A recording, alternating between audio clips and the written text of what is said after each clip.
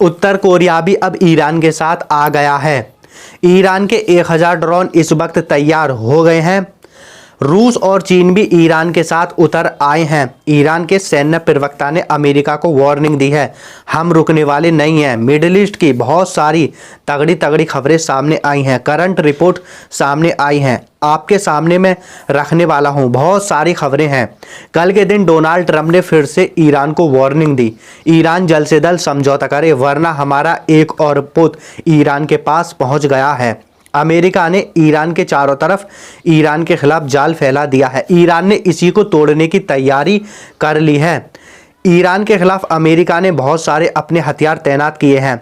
8 destroyer पोत तैनात कर दिए हैं, 1 अब्राहम लिंकन तैनात किया है। इसके साथ साथ वॉरशिप भी अमेरिका ने ईरान के खिलाफ तैनात की हैं। ये तो खाली समुद्र में है, इसके अलावा जो आसपास के मिडिल ईस्ट के देशों में तैनात किए हैं वो अलग है। C-17 विमान, कार्गो विमान, फाइटर जेट, तेल भरने वाले जहाज, एयर डिफेंस सिस्टम, पनडुब्बियां, बहुत सारे हथियार अमेरिका ने ईरान के खिलाफ तैनात कर दिए हैं। अभी तक अमेरिका ने इतने बड़े हथियार किसी भी देश के खिलाफ तैनात नहीं किए हैं। खुद अमेरिका इस बात को बता रहा, और अमेरिका अब वो भी भरोसा नहीं है अमेरिका को, हमारा ईरान पर हमला कामयाब होगा या नहीं होगा। अमेरिका ने ईरान के खिलाफ जो जाल बिछाया उसी को ईरान ने तोड़ने की पूरी तरह से तैयारी कर ली है। ईरान ने अपने 1000 से ज़्यादा एडवांस ड्रोन ईरान की सेना को सौंप दिए हैं और वो तैनात भी हो गए हैं। ईरान के पास ड्रोन तो बहुत सारे हैं, लेकिन अभी 1000 से ज़्यादा ड्रोन ईरानी सेना के पास पहुंच गए हैं, तैनात भी हो गए हैं। एडवांस हैं ये, AI से लैस हैं ये, कहीं भी हमला कर सकते हैं, आसमान में भी, समुद्र में भी, ज़मीन पर भी हमला कर सकते हैं। सबसे ख़ास बात इसकी ये है, चलते फिरते जहाज़ों पर या चलते फिरते हथियारों पर भी ये हमला कर सकते हैं। देखिए, जो एक जगह हथियार रखे रहते हैं उनको टारगेट करके हमला करना बहुत ज़्यादा आसान है, लेकिन जो ईरान ने इस बार काम किया है ना, अपने ड्रोनों को AI से लैस कर दिया, उसमें एडवांस तकनीक जोड़ दी। अब चलते फिरते कोई भी पोत है, ईरान आसानी से उसको निशाना बना सकता है। जैसे अमेरिका का विमान वाहक पोत है, वो चलेगा फिरेगा, समुद्र में टहलेगा, इसी को टारगेट कर कर ईरान के नए ड्रोन हमला कर सकते हैं। इतने ज़्यादा ताकतवर इस वक्त ये ड्रोन हैं। ईरान ने स्टेट और हॉर्मुज में अपने युद्ध अभ्यास की भी घोषणा कर दी है, और ये युद्ध अभ्यास रूस और चाइना के साथ होगा।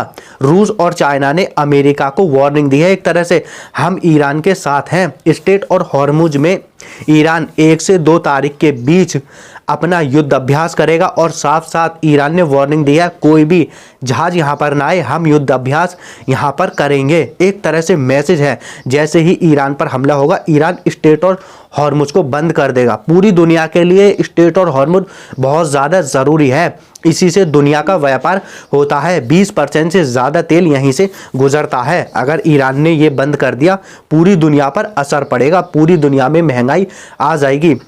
अमेरिका जहाँ भी लड़ाई छेड़ता है ना, पूरी दुनिया को कीमत चुकानी पड़ती है।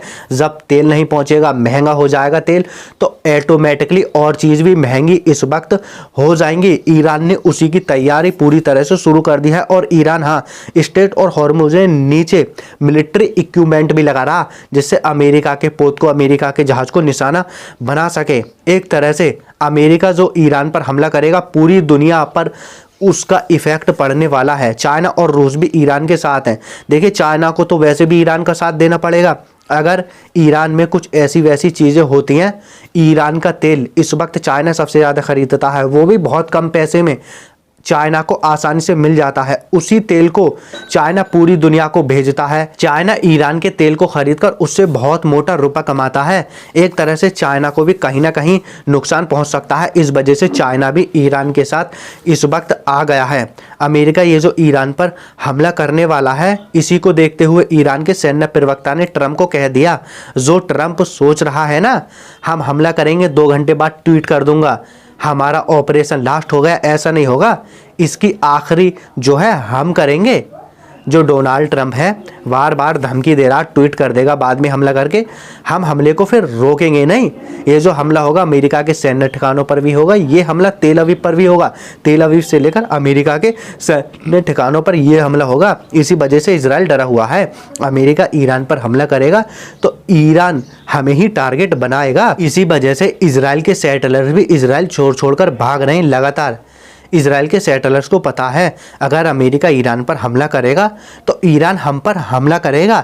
इसी वजह से इजराइल के सैटेलाइट लगातार इजराइल को छोड़ भाग रहे हैं और 40% से ज़्यादा की बढ़ोतरी हुई है इस बार इजराइल के सैटेलाइट्स को इजराइल छोड़ने के लिए। ईरान भी पूरी तरह से तैयार बैठा है। उत्तर कोरिया ने ईरान का साथ देने की बात बोली है। उत्तर कोरिया ने बोला है अगर अमेरिका ज़मीन से हमला ईरान के खिलाफ करता है तो हम ईरान का साथ देने के लिए तैयार हैं। हम ईरान में अपनी सेना भेजने के लिए तैयार हैं और ये वो वाली सेना भेजेंगे जो हमने रूस में भेजी है, जो हमारी एक्सपर्ट सेना है। रूस और यूक्रेन की जो जंग चल रही है उस वक्त उत्तर कोरिया ने रूस में अपनी सेना भेजी थी। अभी भी कुछ ना कुछ सैनिक उत्तर कोरिया के रूस में लड़ रहे हैं। यूक्रेन से लड़ने के लिए रूस की मदद के लिए उत्तर कोरिया ने भेज दी थी। वही सेना अब उत्तर कोरिया ईरान में भेजने की बात कर रहा है। एक तरह से उत्तर कोरिया ईरान का पूरी तरह से साथ देने के लिए इस वक्त तैयार बैठा है। तुर्की भी कोशिश कर रहा अमेरिका ईरान पर हमला ना करे, अगर हमला होगा तो पूरी दुनिया पर इफेक्ट पड़ेगा और एरिया में तनाव बढ़ जाएगा। इस वजह से तुर्की बार बार कोशिश कर रहा अमेरिका ईरान पर हमला ना करे, आपस में बातचीत हो जाए और समझौता हो जाए। सऊदी अरब का डिफेंस मिनिस्टर इस वक्त अमेरिका के दौरे पर है। सऊदी अरब के डिफेंस मिनिस्टर के साथ सऊदी अरब की खुफिया एजेंसी के अधिकारी भी इस वक्त हैं। ऐसी खबरें आ रही हैं सऊदी अरब कोशिश कर रहा ईरान पर हमला ना हो, लेकिन ऐसा शक भी है जिस वक्त सऊदी अरब का डिफेंस मिनिस्टर और खुफिया अधिकारी अमेरिका में है, इसी वक्त इजराइल के बड़े बड़े खुफिया अधिकारी अमेरिका में हैं। ऐसी खबरें आ रही हैं, गुप्त तरीके से संकेत मिल रहे हैं। सऊदी अरब, इजराइल और अमेरिका कोशिश कर रहे हैं आपस में ही इंटेलिजेंस शेयर करने की। ईरान पर हमला करने के लिए सऊदी अरब, अमेरिका और इजराइल का साथ देगा। देखिए, इन पर भरोसा तो नहीं है। पहले भी इन्होंने बोला था हम ईरान के खिलाफ हमला नहीं होने देंगे, लेकिन इन्होंने ही अपने हवाई एरिया का इस्तेमाल ईरान के खिलाफ होने दिया था। जो मिसाइलें इजराइल पर जाकर गिरनी थी, सऊदी अरब उनको बीच में आकर रोक रहा था इजराइल पर जाकर ना गिरे। इस वजह से इन पर भरोसा नहीं है। इस वजह से ईरान पूरी तरह से तैयार है। वैसे संकेत भी मिल गए हैं बहुत जल्द अमेरिका ईरान पर हमला करने वाला है। रूस ने अपने न्यूक्लियर एक्सपर्टों को निकालने की बात बोल दी है। ऐसे संकेत लग रहे हैं, इससे हो सकता है रूस को पता चल गया हो अब अमेरिका ईरान पर हमला करने वाला है। रूस ने ईरान में एक बुशहर न्यूक्लियर प्लांट लगा रखा है। यहीं पर 100 से ज़्यादा रूस के न्यूक्लियर वैज्ञानिक रहते हैं। इसी पर रूस ने बोला है अगर हालात ऐसे होते हैं तो हम अपने न्यूक्लियर वैज्ञानिकों को निकालने के लिए तैयार हैं। इससे कहीं ना कहीं ऐसे संकेत मिलने हो सकता है अमेरिका बहुत जल्द हमला कर सकता है। और ये जो ईरान में रूस की बुशहर न्यूक्लियर रिसर्च सेंटर है ना, ये ऐसा सेंटर है जो अभी भी चल रहा है। पहले अमेरिका इजराइल ने इन पर हमले नहीं किए थे, इन्हें डर था कहीं ऐसा ना हो रूस के साथ टकराव हो जाए, लेकिन अब ऐसे संकेत मिल रहे हैं इसको भी अमेरिका इजराइल निशाना बना सकते हैं। कुछ भी हो सकता है। ईरान की IRGC भी इस वक्त पूरी तरह से तैयार है। ईरान की IRGC को यूरोपीय यूनियन ने पाबंदी लगा दी है। यूरोपीय यूनियन ने अमेरिका इजराइल की गुलामी का एक और सबूत दे दिया है।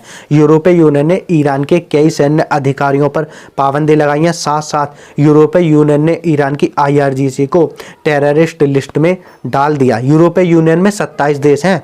27 के 27 देशों ने ऐसा माना है ईरान की जो IRGC है ना, ये टेररिस्ट है, इस वजह से डाल दिया। खैर, इजराइल बहुत ज़्यादा पहले से ही कोशिश कर रहा था इसको टेररिस्ट लिस्ट में डालो। ऑस्ट्रेलिया ने तो उसको पहले ही डाल दिया था। इजराइल और देशों से भी कह रहा था, लेकिन अब पूरे के पूरे यूरोपीय यूनियन ने डाल दिया है ईरान की IRGC को टेररिस्ट लिस्ट में। कहीं ना कहीं ये जो अमेरिका इजराइल से जुड़े हुए हैं और अमेरिका इजराइल के गुलामी में ही इन्होंने ईरान की IRGC को टेररिस्ट लिस्ट में डाला है। इसी पर ईरान ने इसकी निंदा की है और ईरान ने बोला है जो फिलिस्तीन में हज़ारों निर्दोष लोगों को इजराइल ने मारा है उसके बारे में तो यूरोपीय यूनियन ने कुछ नहीं करा, बल्कि इजराइल का सपोर्ट किया और ईरान के खिलाफ इस तरीके के प्रोपेगेंडा यूरोपीय यूनियन के देश रच रहे हैं। इजराइल की सेना ने कबूल लिया है। इजराइल की सेना ने फ़िलिस्तीन में 70,000 से ज़्यादा मासूम लोगों को मार डाला। और ये जो लोग हैं ना, ये वो वाले लोग हैं जो घायल हुए थे, घायल के दौरान अस्पताल पहुंचाए गए थे, वहाँ पर मौत हुई है। और बाकी का आंकड़ा नहीं है। इजराइल की सेना ने पहली बार कबूला है, मासूम लोगों को हमने मार डाला है, ऐसा जीनोसाइड इन्होंने किया है। फिर भी दुनिया पता नहीं इजराइल पर पाबंदी क्यों नहीं लगा रही है। और ये 70,000 का आंकड़ा जो है, ये बहुत कम आंकड़ा है, इससे कई गुना आंकड़ा है मारे जाने का, क्योंकि इनमें वो वाले लोग शामिल नहीं है जो बिल्डिंग में थे, हंसी खुशी रह रहे थे। इजराइल ने पूरी बिल्डिंग पर हमला किया और पूरी बिल्डिंग को नष्ट कर दिया। उन्हीं बिल्डिंगों में फ़िलिस्तीनी आम मासूम मारे गए, वहीं पर दब गए। और बहुत सारे लोग ऐसे हैं, इजराइल ने पूरे पूरे परिवार को ख़त्म कर दिया, कहीं जा रहे हैं उनको ख़त्म कर दिया, जो अस्पताल पहुँच ही नहीं पाए। ऐसे कई गुना लोग हैं, 70,000 से कई गुना लोग हैं जो इस वक्त फ़िलिस्तीनियों को मारा है इजराइल ने। लेकिन आंकड़ा सिर्फ 70,000 72,000 का बताया जा रहा है, जो कि बहुत ज़्यादा कम है। कम से कम 4 लाख से ज़्यादा लोग ऐसे हैं जो 2 से 3 साल के अंदर इजराइल ने गाज़ा फ़िलिस्तीन में हत्याएं कर दी हैं, और वो अभी भी लगातार हत्याएं कर रहा है। इस तरह की चीज़ें इस वक्त हो रही हैं। खैर, जो भी हो रहा है मैं आपको डेली लगातार अपडेट बता रहा हूँ।